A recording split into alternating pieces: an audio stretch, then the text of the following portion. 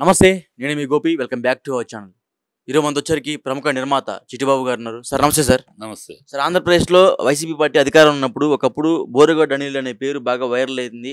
ఎందుకంటే అతను చంద్రబాబు గారిని కానీ లేకపోతే పవన్ కళ్యాణ్ గారిని విపరీతంగా బూతులు మాట్లాడుతూ వాళ్ళ కుటుంబం కూడా దూషించే దిశలోకి అయితే వెళ్ళిపోయాడు.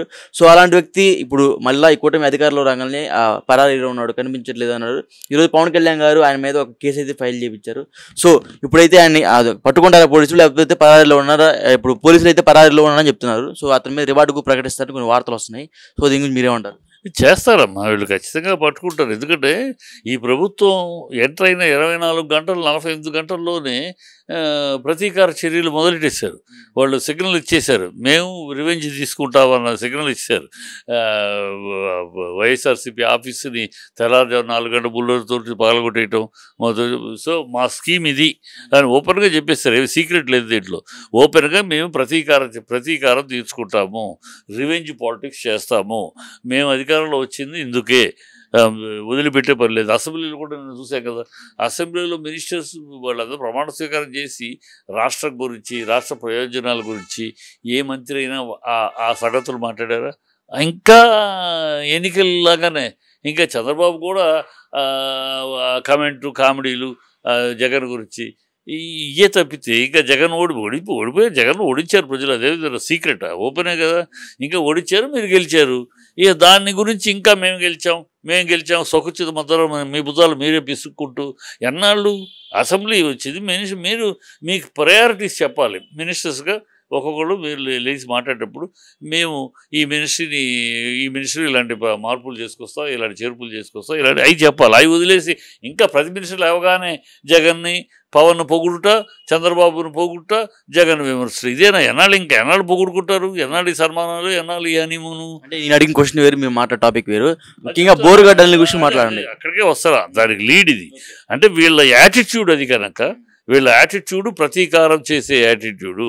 వీళ్ళు కనుక ఖచ్చితంగా అతన్ని వదిలిపెట్టరు.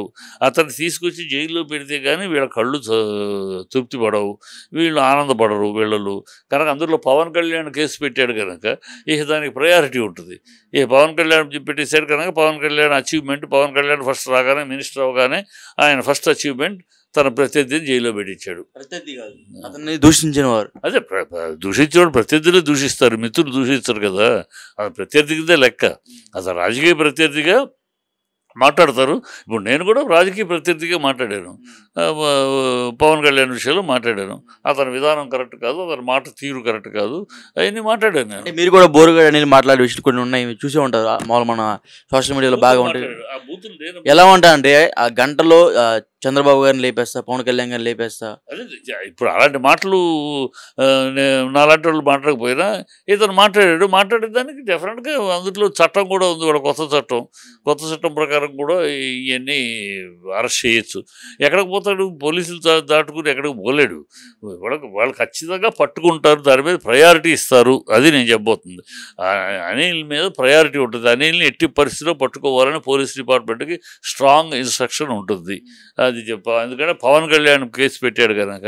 అది ఇంకోళ్ళు అయితే మామూలుగా చూసేవారు. పవన్ కళ్యాణ్ పెట్టినాక మరి ఇవాళ పవన్ని మాటను అంగీకరించకపోతే చంద్రబాబు ఉనికి లేని పరిస్థితి కదా.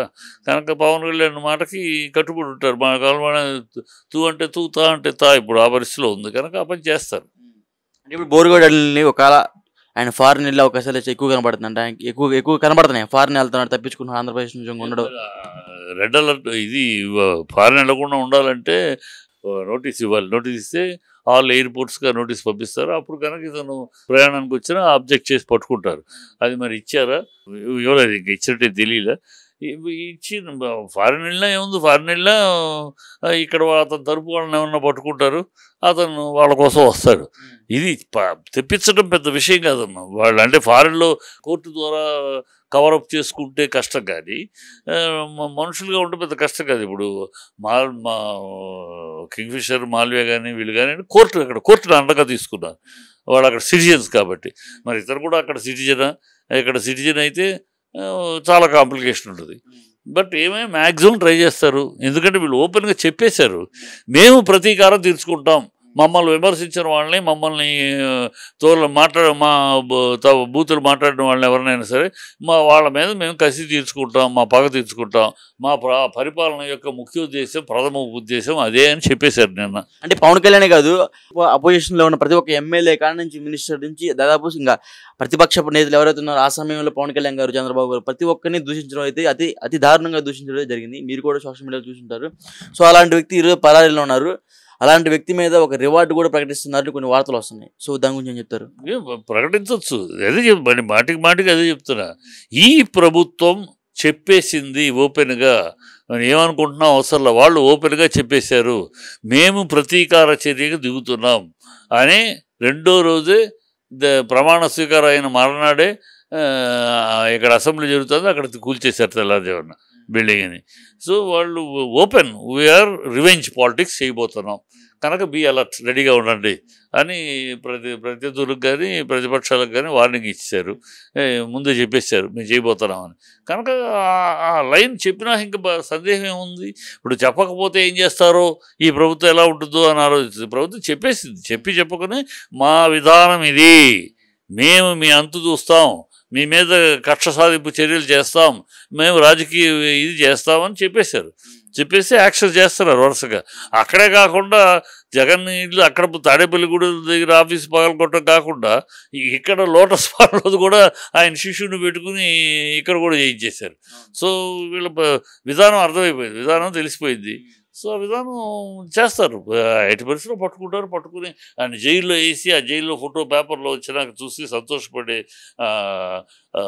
అసెంబ్లీలో దాని గురించి ఘనంగా మాట్లాడి ఒక పెద్ద నొటోరియస్ దేశం వణికిపోతున్న ఒక పెద్ద టెర్రరిస్టులు పట్టుకునే లెవెల్లో పోజులు ఇచ్చి అన్నీ చేస్తారు. అంటే ఈ ప్రతీకార చర్యలో భాగంగా ఒక బోరుగడ్డ అనిలైనా లేకపోతే సజ్జల రామకృష్ణారెడ్డి లేకపోతే తదితరులు ఉన్నారా? వాళ్ళ లిస్టులో చాలామంది ఉన్నారు, ఇంక్లూడింగ్ జగన్ ఉన్నాడు వాళ్ళ లిస్టులో. నేను ఆవిడ చెప్పిన దాంట్లో ఫస్ట్ అయినా తర్వాత లిస్టు చెప్పుతుంది కదా, జగన్ కూడా లిస్టులో ఉన్నారు. ఆల్రెడీ ఇప్పుడు స్పీకర్గా ఉన్నాయని ఆల్రెడీ అన్నాడు కదా ముందులోనే, స్పీకర్గా ఉన్నాయన ముందు చెప్పేసాడు ఆయన చావలేదు, ఓడిపోయాడు కానీ చావలేదు అని చచ్చేదాకా వదిలిపెట్టకూడదు అన్నాడు, చంపేదాకా వదిలిపెట్టకూడదు అని ఆయన ఇప్పుడు ఆయన స్పీకర్ స్థానంలో కూర్చున్నాడు. సో ఆల్రెడీ వాళ్ళు జగన్ ఏం చేస్తారు చేయనియమ్మా. ఇప్పుడు అదే విధానం ప్రతిపక్ష ధోరణి విధానం అని పగా ప్రతీకారం తీసుకునే విధానం అయితే జయలలితకి ఏం జరిగిందో పరాభవం, గతంలో తెలంగాణలో ఇలాగే ఆవిడ అధికారంలో రాగానే పరాభవం తీసుకుని ఆయన మీద కరుణానిధి గారి మీద పగ తీసుకుని స్టాలిన్ జైల్లో పెట్టి ఆయన కొడుకు నానా వ్యవస్థ చేసింది అప్పుడు అధికారం రాగానే. ఏమైంది, నెక్స్ట్ ఇమ్మీడియట్గా అడ్రస్ లేకుండా ఓడించారు ప్రజలు. సో ప్రజలు ఈ ప్రతీకార చర్యలు ఒప్పుకోరు. నేను మిమ్మల్ని గెలిపించారు, కారణాలు ఏమైతే అది రకరకాల కారణాలు. కాకపోతే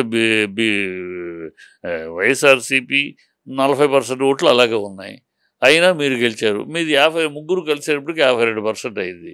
ఈ ముగ్గురు కలయిక వల్ల ఒకళ్ళకొకళ్ళు ఉపయోగపడ్డారు. అది అందుకనే 1, 2, 3 వీళ్ళు విడిగా ఉంటే ఆ 1 సింగిల్ డిజిట్లే, కలిసి ఉండేటప్పటికి 123 అయింది. అది ఆ ఫార్ములా పనిచేసింది. అదే 123 లెక్క 1, 2, 3 విడిగా ఉంటే అంతే, కలిసి ఉంటే 123. ఆ స్కీములో వీళ్ళు విడిగా ఉంటే వీళ్ళంతా సింగిల్ డిజిట్ పార్టీలు, కలిసేటప్పటికి త్రిబుల్ డిజిట్ అయ్యారు. అంతకన్నా అది ఒక ఈక్వేషన్లో అది జరగదు అలాంటి విశ్లేషకులు కానీ చాలామంది విశ్లేషకులు కూడా చెప్పారు. నేను కూడా ఎందుకు జరగదు అనుకున్నాను, ఓటు ట్రాన్స్ఫర్ అవ్వదు. బీజేపీ ఓట్లు తెలుగుదేశానికి ట్రాన్స్ఫర్ అవ్వవు, తెలుగుదేశం ఓట్లు జనసేన ఓట్లు ఇటు అవ్వవు. ఎందుకంటే వీళ్ళు కొట్టుకుంటున్నారు. ఆ టైంలో ఎలక్షన్కి ముందే సీట్లు కేటాయింపుల విషయంలో కొట్టుకుంటున్నారు, ఒకళ్ళొకళ్ళు తిట్టుకుంటున్నారు. ఈ కొట్టుకుంటారు నేపథ్యంలో వీళ్ళ ఓట్లు ఒకళ్ళొకళ్ళు కార్యకర్తలు, ఓట్లు వేయాల్సింది కార్యకర్తలు, చేయించాల్సింది కార్యకర్తలు. పైన నాయకులు ముగ్గురు మేము కలిసామని బుధాలు కలుకున్నంత ఎప్పుడు ఎక్కడ వర్కౌట్ అవ్వదు. ఈ కింద గ్రౌండ్లో కలవాలి. ఆ గ్రౌండ్లో కలిసే పరిస్థితి కనపడలేదు. అప్పుడు మరి ఆఖరిలో ఏమైందో ఏమో మొత్తానికి కలిసిపోయారు. మొత్తం ఒకళ్ళొకళ్ళు ఓట్లు వెళ్ళిపోయి ఏమి మనసులో ఓటర్ల మనసులో ఎందుకు మొత్తం ప్లస్ 20% తటస్థ ఓటర్లు అటు వెళ్ళిపోయారు, 20% కొత్త ఓటర్లు అటు వెళ్ళిపోయారు. ఆఖరి 10 నిమిషాల ఊపు, 10 రోజుల్లో ఆ ఊపు అటు మారింది. ఓకే. ఏదైతే ప్రజల తీర్పు, చంద్రబాబు లాగా మాట్లాడకుండా చంద్రబాబు గతంలో 2019లో ఓడిపోగానే ఆవిచ్చే పాలను కాదు పాలిచ్చే ఆవును కాదని దున్నపోతుని ఎన్నుకున్నారు. నేను ఎందుకు ఓడిపోయానో తెలియట్లేదు. బీజేపీతో పొత్తు పెట్టుకోవడం, విరోధం పెట్టుకోవడం తప్పు చేసి ఇలాంటి మాటలు మాట్లాడకుండా ప్రజల తీర్పు, అది ఆవిచ్చే పాలు దున్నపోతు కాదు, ప్రజల తీర్పు. మీరు మోసగాడవచ్చు, అబద్ధాలు కోరవచ్చు, అవినీతిపరుడు సామ్రాజ్యం అవ్వచ్చు, వెనుబోటుదారుడు అవ్వచ్చు, యూటర్న్ మాస్టర్ అవ్వచ్చు, ఎన్నైనా అవ్వచ్చు. మీ మోడీని టెర్రరిస్ట్ అని ఉండొచ్చు, ఫ్యామిలీ లేదు, నీకు ఫ్యామిలీ గురించి తెలుసా, మోడీ ఒక కేడీ అని ఉండొచ్చు. మిమ్మల్ని పవన్ కళ్యాణ్ చంద్రబాబుని సిగ్గుందా శరముందా మీ అంతు చూస్తా నా తల్లి నిడతారని తిట్టుండొచ్చు. ఎన్ని తిట్టినా ఎన్ని అన్నా ప్రజలు మొత్తానికి మీ తిట్లని, మీరు ఒకళ్ళొకళ్ళు తిట్టుకున్న దాన్ని, ఒకరు తిట్టుకుని రాసుకుని ఊసుకున్నా ఆ తర్వాత కౌగిలించుకున్న దాన్ని నమ్మారు. ఈ కౌగిలింతని నమ్మారు. ఓకే, ఇదేదో ఎన్ని తిట్టుకున్నా ఏదో ఒకళ్ళొకడు పాపం ఆయన ఆఖరి దశ, ఈయన పాపం ఒకసారి నా పార్లమెంట్ అడుగులు పెట్టాలని బతిమాలుతున్నాడు. ఓకే, పనిచేసింది, గెలిచారు, ఇక అయిపోయింది. ఇక తర్వాత మీరు చేయాల్సిన బాధ్యత ఏంటి, మీరు ఈ ప్రజలు కోరుకునేది ఏంటి అది చెయ్యండి. ఇంకా జగన్ తిట్టడమే మీ కార్యక్రమం అనుకుంటే ప్రజల ముందు వీక్ అయిపోతారు. Okay sir, thank you sir.